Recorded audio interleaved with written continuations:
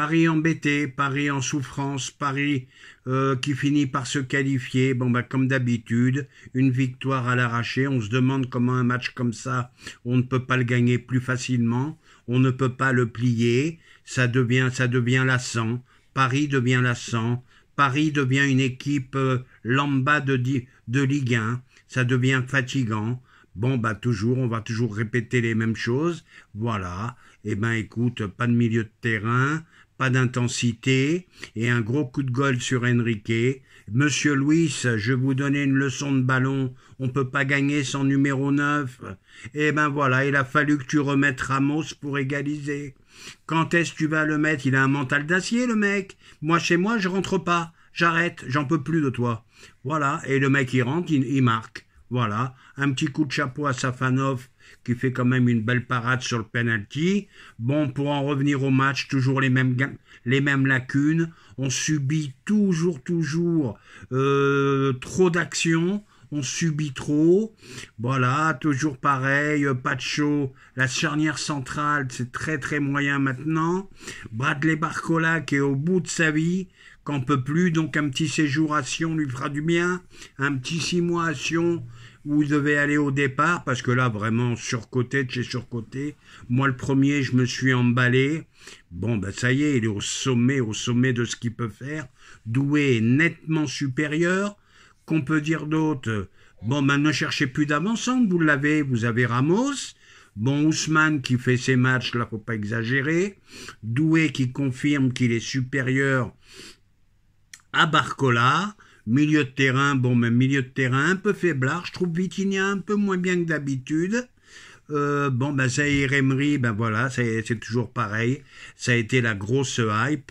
Et ça va se révéler un bon joueur de Ligue 1 sans plus.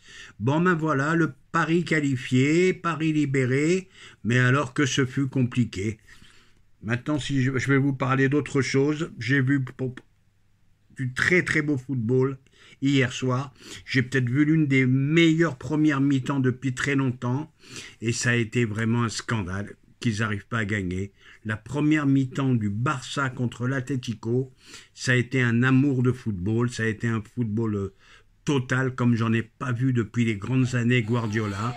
Et un hold-up est arrivé, comme contre le Paris Saint-Germain. Voilà, battu 2-1 à la 98e minute. Mais quelle première mi-temps! Un duo Xavi-Gavi que tu te demandes si c'était pas Iniesta et Xavi, vraiment un grand Barça. Tu te demandes comment ils n'ont pas gagné ce match. Comme quoi le football est très cruel quelquefois. Est-ce que bien jouer suffit? Pas toujours, malheureusement. Voilà, bon, ben, je préfère perdre, la vérité. Puis je vais peut-être vous surprendre, mais cette première mi-temps est exceptionnelle du Barça. Je préfère perdre comme ça que gagner comme a gagné l'Atlético. Et puis, que dire d'autre? Bon, bah, deuxième tour, on va retourner au PSG. Deuxième tour de Coupe de France qui s'annonce très facile. Je connais même plus le nom de l'équipe qu'ils vont rencontrer. Bon, t'as un Lille-Marseille qui s'annonce très compliqué. Voilà, bon, ben, que dire d'autre? Espérons le rétablissement de Donnarumma. Et espérons quand même quelques joueurs du PSG qui reviennent dans une forme optimale. Et puis, que dire d'autre? Eh ben, Luis, je t'en supplie, tu ne peux pas gagner sans 9. Moi, je veux bien que tu meurs avec tes idées. Même Guardiola a cédé à la fin. Il y a bien un moment, il va falloir que tu vois les choses en face. Donc, c'est tout ce qu'il y a à souhaiter. Un numéro 9. Et le numéro 9, vous l'avez, il s'appelle Gustavo Ramos. Voilà, donc l'avancante, on l'a, c'est Gonzalo Ramos. Bon, aller chercher qui? Aller chercher quoi? Bon, là, on parle de Kolo Muani à Manchester City. Eh ben, Guardiola contacte le PSG en urgence. Je suis surpris. Il se met à aimer les avancantes, Guardiola. Eh ben, Luis prend exemple. Voilà, bon, ben, on va parler un peu de football international. Bon, ben, City, ça va pas du tout. Liverpool en pleine bourre. Le Real, jamais mort. Voilà, aujourd'hui, le petit coup de gueule, Mbappé encore homme du match. Alors, on va me dire, Nono, t'es jamais content. Qu'est-ce que t'as contre Mbappé? Ben, j'ai rien contre lui. Mais quoi qu'il fasse, il est homme du match. Il est mauvais, homme du match. Il est bon, homme du match. Bon, alors, il a eu un but, une passe décisive aujourd'hui. Il n'y a rien eu d'éblouissant, des buts d'avancante. Il y en a eu beaucoup comme ça. Mais par contre, le but de notre ami Valverde, personne n'en parle. Une frappe de 30 mètres tonitruante dans la lucarne, ça passe aux oubliettes. Le but de Rodrigo, ça passe aux oubliettes aussi. Donc voilà, quoi qu'il arrive, Mbappé, homme du match, je vous l'annonce, hein, il n'y a même plus de vote à faire. Il n'y a même plus de vote à faire. Quoi qu'il arrive, ils vont tout faire pour que Mbappé soit ballon d'or. Voilà, c'est tout ce que je peux vous dire. Maintenant, je vous ai parlé du Barça, je vous ai parlé du Real. Le Bayern, il continue sur sa route. Le nouvel entraîneur nous surprend. Moi, je ne pensais pas que Company serait vraiment à ce niveau-là pour sa première saison. Le mec surprenant. L'entraîneur de Liverpool aussi. Voilà, des clubs qui travaillent bien, qui vont chercher des entraîneurs. Pas obligatoirement aller chercher des noms. Voilà, donc comme quoi ça peut bien se passer. Il faut arrêter avec les noms. Bon, maintenant, on va revenir un petit peu sur le PSG. J'espère que Enrique va quand même faire les comment dirais-je, les restructurations qu'il faut faire. Il y a des choses qui vont pas non plus.